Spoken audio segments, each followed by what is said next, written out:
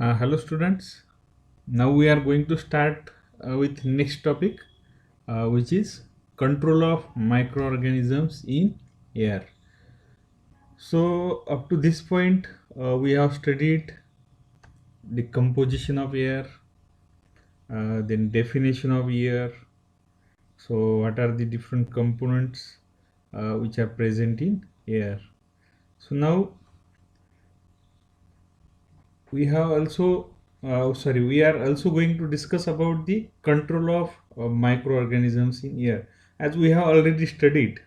So air contain different types of droplets as well as droplet nuclei.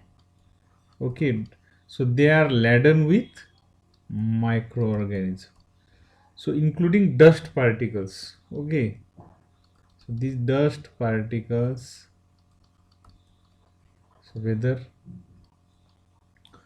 uh, from soil or other dust particles from animal body as well as from plants. So all are laden with microorganisms. So sometimes it is very essential to control the microorganisms, right? So we need to control the microorganisms present in particular environment, such as in laboratories,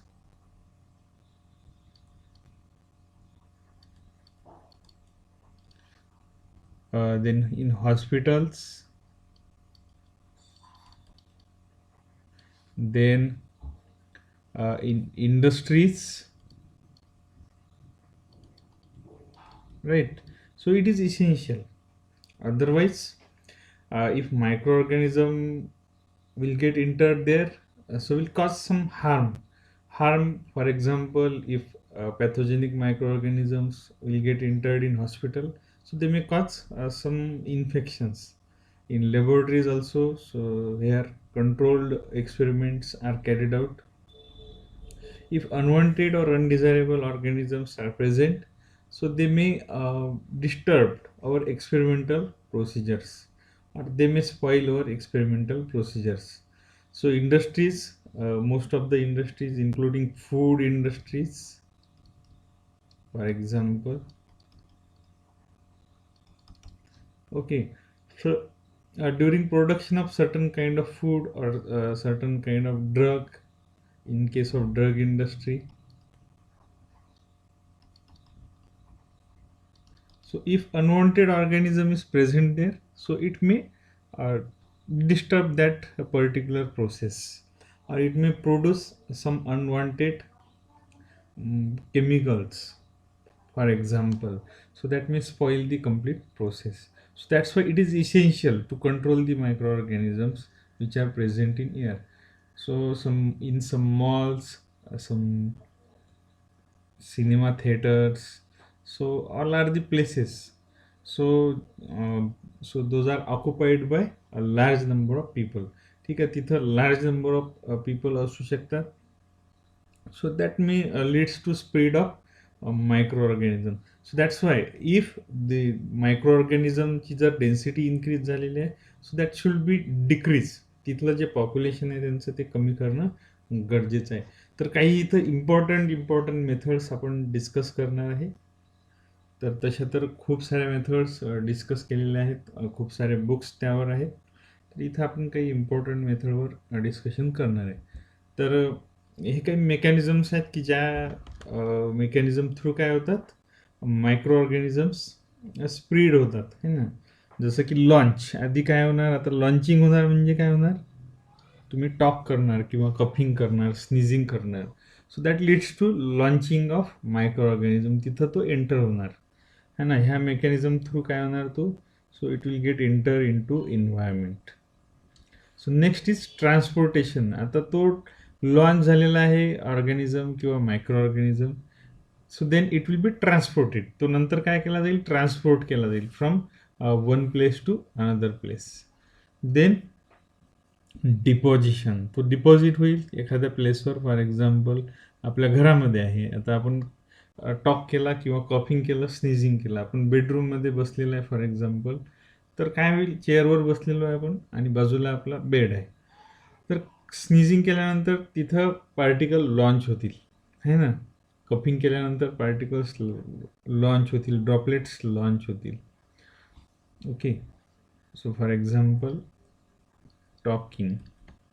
So this leads to launching of microorganism in environment. So then it's transportation. तर इथं काय generate होत आहे, droplets generate होत आहे. So this droplets will be transported on bed cloth. बेडवर जो काही क्लॉथ आहे त्यावर तो ट्रान्सपोर्ट केला जाईल. And finally it will B deposited. Deposition होईल त्याचं तिथं. तर हे काही मेकॅनिझम्स आहेत. तर हे स्प्रेड करतात मायक्रो ऑर्गॅनिझमला एन्व्हायरमेंटमध्ये. आता हे जर आपल्याला माहिती झाले, जसं की आता टॉकिंगच्या दरम्यान मायक्रो ऑर्गॅनिझम लॉन्च होतात. So if we started to wear mask जर आपण घालायला सुरुवात केली किंवा बांधायला सुरुवात केली, so then this may prevent the entry of micro organism in environment. ठीक आहे. आता ट्रान्सपोर्टेशन होत आहे एका प्लेसमधून दुसऱ्या प्लेसमध्ये. तर जर समजा आपण इथं एअर कंडिशन यूज केला फॉर एक्झाम्पल, ठीक आहे, AC यूज केला आपण त्या प्लेसला, तर तिथं फॅन जो फिरत आहे की जो ट्रान्सपोर्ट करत आहे आपले मायक्रो ऑर्गॅनिझम, त्यांना ट्रान्सफर नाही करणार. डिपॉझिशन. मग आता ट्रान्सपोर्टच नाही होणार ऑर्गॅनिझम, तर ते डिपॉझिट होणार नाही. पण डिपॉझिटही जर होत असतील तर त्या केसमध्ये काय करणार आपण, रेग्युलरली ज्या बेडशीट्स आहेत त्यांना क्लीन करणार, है ना. क्लिनिंगची प्रोसेस आपण तिथं रेकमेंड करू शकतो किंवा स्प्रे करू शकतो आपण वेगवेगळे डिसइन्फेक्टंट्स. तर so these are the some points so where we can control the presence or sorry entry of microorganism into environment. तर आता मग त्यासाठी काही मेकॅनिझम इथं मेन्शन केलेले आहेत. तर महत्त्वाचे मेकॅनिझम आपण इथं डिस्कस करणार आहे. So first is ventilation, then filtration, then UV treatment, so biocidal agent. ठीक आहे, हे कंबाईनली आपल्याला सांगता येतील. फिजिकल आयसोलेशन, फिजिकली सेपरेट करणार. नंतर केमिकल मेथड्स. तर ह्या ज्या जनरली मेथड्स इथं मेन्शन केलेल्या आहेत from A to E. So all these can be included under physical methods. ठीक आहे, ह्या फिजिकल मेथड्स आहेत कारण फिजिकली आपण त्या ऑर्गॅनिझमला एक तर रिमूव्ह करत आहे किंवा किल करत आहे. Otherwise, you can also use spraying agents such as chemical agents. For example, आपल्याला माहिती आहे alcohol, so it is one of the disinfectant. नंतर काही आता वेगवेगळे केमिकल्स आहेत, काही गॅसियस आहेत, काही लिक्विड आहेत. तर आपण आता मेन जो आहे that is ventilation. So it is one of the cheap method but it is not effective method. Okay. So ventilation, so it is although it is most commonly use. ठीक आहे, most commonly जरी use केलेली आहे to prevent the accumulation of airborne particles. ठीक आहे, airborne particle आहेत पण यांचा अर्थ आपल्याला अक्युमुलेशन होऊ द्यायचं नाही. तर आपण काय करतो, व्हेंटिलेशन प्रोव्हाइड करतो. सच ॲज विंडोज वगैरे आपण आपल्या घराला लावतो खालच्या साईडला किंवा वरच्या साईडला आपण विंडोज व्हेंटिलेटर्स दिलेले असतात. ठीक आहे. तर इथं आपण काय करत आहे, एअरचा कंटिन्युअस फ्लो तयार करत आहे. So this process involves creating flow of air through area where airborne contamination occurs. ठीक आहे, जिथं की कंटॅमिनेशन होण्याचे चान्सेस आहेत. आता हॉस्पिटलमध्ये जर गेलो आपण, घरचं एक्झाम्पल सोडून, so creating flow of air through areas where airborne contamination occurs. तर तिथनं काय होणार, त्या एरियामधनं मायक्रो ऑर्गॅनिझमचा जो लोड आहे तो काय अल्टिमेटली कमी होणार. अजून व्हेंटिलेशन आपण थिएटरमध्ये सुद्धा यूज करू शकतो. याचं सिम्पली स्कूलमध्ये, कॉलेजेसमध्ये, कुठेही व्हेंटिलेशन प्रोव्हाइड केलेलं असते खूप सारं. त्याचा पर्पज एकच असतो की जिथं क्राऊडेड एरिया आहे तिथं आता टॉकिंग वगैरे झाली, कफिंग झालं, स्नीजिंग झालं, so that will leads to release of micro organisms in that particular environment.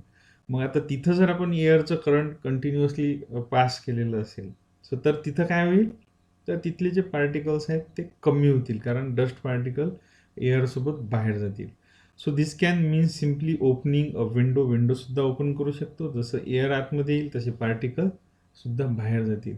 So window and allowing outside air to circulate inward. ठीक आहे. तर आपण बाहेरची जी एअर आहे त्याला काय करत आहे, आतमधल्या साईडला यूज देऊ शकतो. So use of air conditioning सुद्धा काय करते, प्युअर एअर किंवा फिल्टर्ड एअर आतमधल्या साईडला घेईल. ठीक आहे. Then heating units, so that pump outside air into room. ठीक आहे. तर ते काय करतील, बाहेरची जी एअर आहे ती रूमच्या आतमध्ये पास करतील. So it is one of the list effective method आहे. आपण मगाशीच म्हटलं की it is list effective method आहे. ठीक आहे, बाकीच्या मेथडपेक्षा फॉर कंट्रोलिंग एअरबॉर्न पॅथोजन. कारण आता एअर बाहेरची जरी म्हटली तर त्यामध्ये मायक्रो ऑर्गॅनिझम्स असू शकतात. ठीक आहे. तर एवढं काही इफेक्टिव्हली आपण मायक्रोब्सला इथनं कंट्रोल करत नाही आहे किंवा रिमूव्ह करत नाही आहे. So but still it is important. पण तरीही इम्पॉर्टंट आहे, कारण आपल्याला घरी काही बाकीचे एड्स यूज करण्याची गरज नाही आहे. आपण सिम्पली व्हेंटिलेशन जर केलं आपल्या घराचं, म्हणजे आपण विंडोज जर ओपन केल्या तर जे की काहीतरी लोड आपल्या रूममधला किंवा घरामधला मायक्रोब्सचा कमी होईल. थिएटरमध्ये सुद्धा व्हेंटिलेशन जर यूज केलं तर तिथं सुद्धा लोड कमी होण्याचे चान्सेस आहेत. So it relies on mixing of intramural air with extramural air. जी आतमधली घरामधली किंवा इंडोर एअर जी आहे ती आणि बाहेरची एअर याला काय करतो आपण, मिक्स करतो. तर जसं एखाद्या ठिकाणी गॅसचं कॉन्सन्ट्रेशन जास्त असेल, एखाद्या फॉर एक्झाम्पल आपला घरचा जो गॅस आहे सिलेंडरमधला मिथेन गॅस, आणि बाहेरचा गॅस जर त्यामध्ये आपण इन्क्रीज केला, ultimately that will decrease the concentration of methane. म्हणजे आपण मिक्सिंग करत आहे, म्हणजे जेणेकरून डस्ट पार्टिकलचं कॉन्सन्ट्रेशन कमी होईल, ड्रॉपलेट्सचं कॉन्सन्ट्रेशन तिथं कमी होईल, आणि ते जे काही ड्रॉपलेट्स आहेत they will carry outside the room. त्या रूममधनं बाहेर ते नेतील. So that will reduces the concentration of airborne particle. Airborne जे पार्टिकल आहे त्यामुळे त्यांचं कॉन्सन्ट्रेशन काय झालेलं असेल, कमी झालेलं असेल. इथं एक सिम्पल व्हेंटिलेटरचं एक्झाम्पल दिलेलं आहे आता टॉकीजमधलं ना. बाहेरून एअर येत आहे, इथं बघा, इथं पाईपलाईन दिलेली आहे, इथं बाहेरच्या साईडचं एअर इथं येत आहे, आतमध्ये एंटर होत आहे. हे व्हेंटिलेशन करतील इथं. ठीक आहे. एअर आतमध्ये एंटर होईल घरामध्ये. The addition of extramural air can actually increase the airborne particle. पण काही काही केसमध्ये आपण असे म्हणू शकतो की पण बाहेरची जर एअर आपण ॲड केली तिथं, तर तिथं काय होऊ शकते, इन्क्रीज दी एअरबॉर्न पार्टिकल्स. मी मगाशी म्हटल्याप्रमाणे तिथं एअरबॉर्न पार्टिकलचं जे पर्सेंटेज आहे ते काय होऊ शकते, तिथं इन्क्रीज होऊ शकते. आता जसं की एक स्टडी कंडक्ट केलेला आहे दिल्ली हॉस्पिटलमध्ये. So which relied on ventilation, म्हणजे की जो डिपेंड होता कशावर, ventilation alone. So contain airborne fungal load, so that we are higher inside the hospital than those outside the. म्हणजे असंही होते कधी कधी की बा आपलं इंटेन्शन इथं कमी करायचं आहे लोड, पण इथं कमी न होता काय होत आहे, लोड जो आहे तो पर्सेंटेज फार जास्त होत आहे. ठीक आहे. तर असंही कधी कधी होते, म्हणजे एवढंही आपण या मेथडवर रिलाय राहू शकत नाही.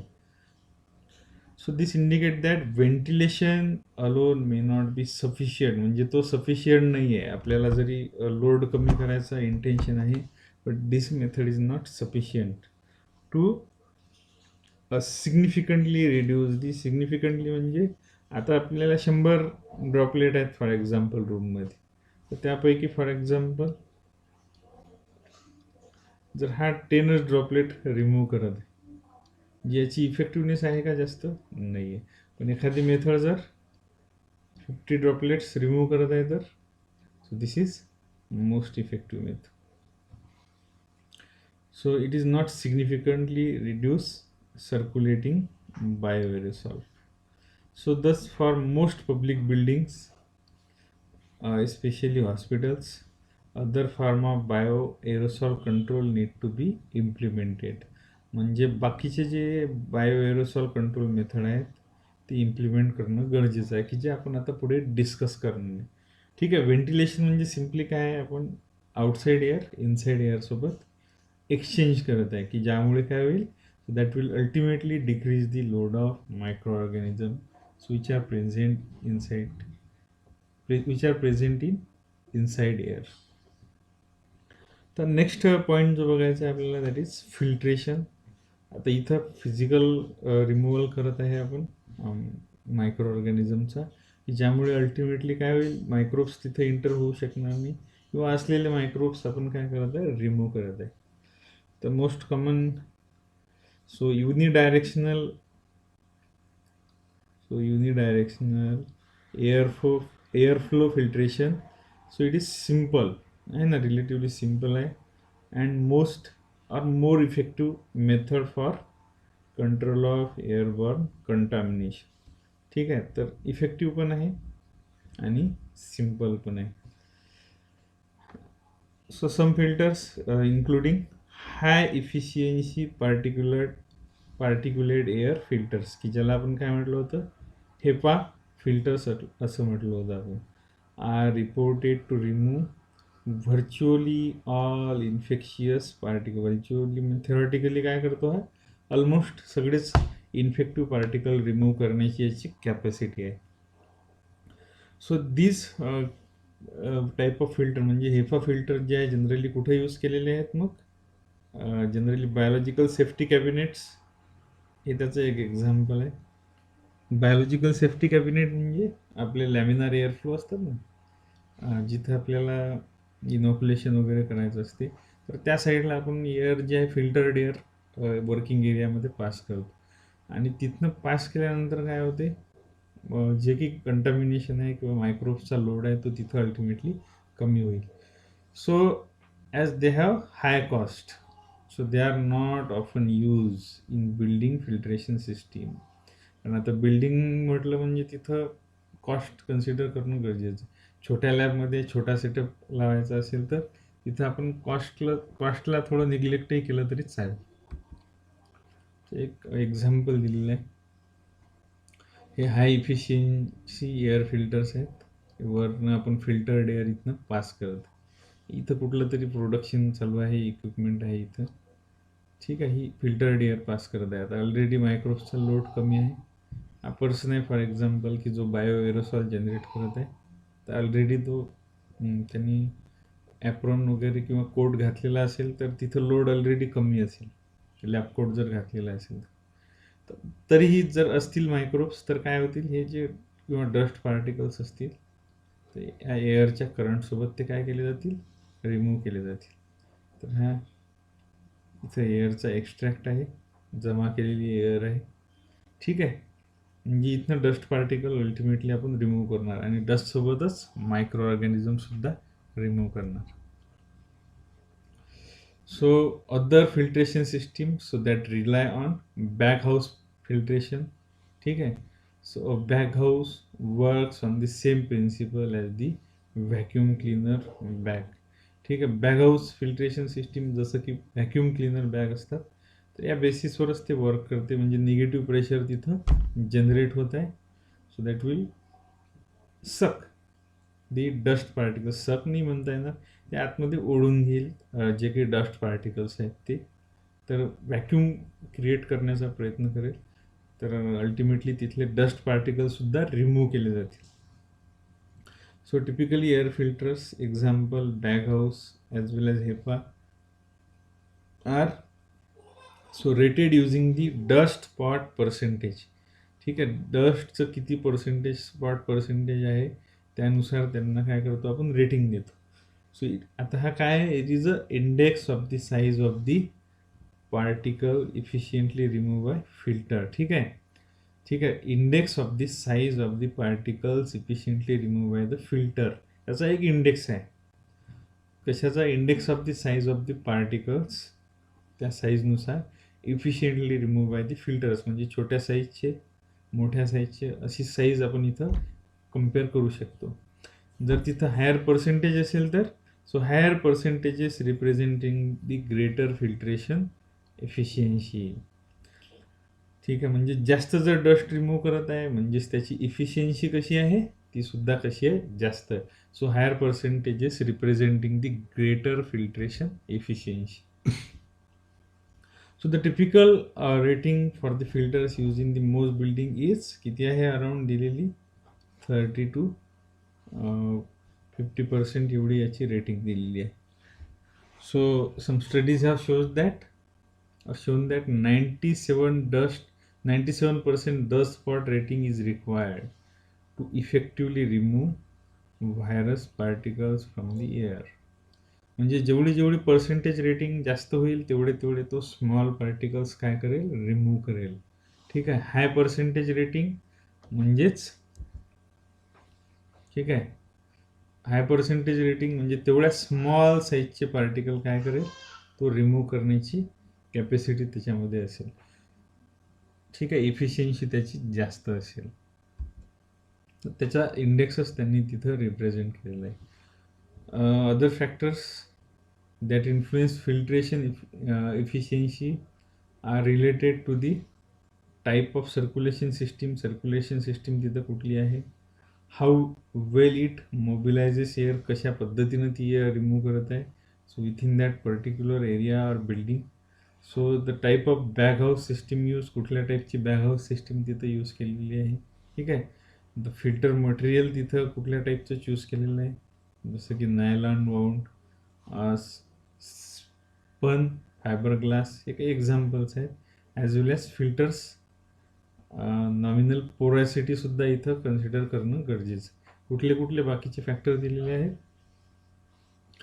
सर्क्युलेटिंग सिस्टीम कुठली आहे तिथं, कुठल्या टाईपची प्रेझेंट आहे, how well it mobilizes air within the building, कशा पद्धतीनं ती मोबिलाइज करत आहे air from one place to another place, the type of bag house system use, ते इफेक्टिव्ह आहे का, नंतर फिल्ट्रेशनचं मटेरियल कुठलं आहे, आणि पोरॅसिटी त्याची किती आहे. इथं 1 to 5 मायक्रोमीटर ही एवढी साईज इथं दिलेली आहे. So all this factors combine to influence the efficiency of air filtration. त्याची इफिशियन्सी मग हे सगळे फॅक्टर काय करतील, डिसाईड करतील. And removal of particles including bioaerosol. Bioaerosol म्हणजे आपल्याला माहिती आहे बायोलॉजिकल ओरिजिनपासून जनरेट झालेले जे की डस्ट पार्टिकल्स आहेत एअरमधले, त्याला सिम्पली आपण काय म्हणतो, बायोएरोसॉल. So in spite of the high level of efficiency so that can be achieved with filtration, so many systems still cannot stop the circulation of airborne microorganisms, especially viruses, and added treatment may be required to ensure that air is safe to breathe. ठीक आहे. तर ह्या सगळ्या गोष्टी consider करणं गरजेचं आहे इथं. तर हे तुम्ही आधी व्यवस्थित समजून घ्या. याच्यावर काही डिफिकल्टीज जर असतील तर त्या डिस्कस करा.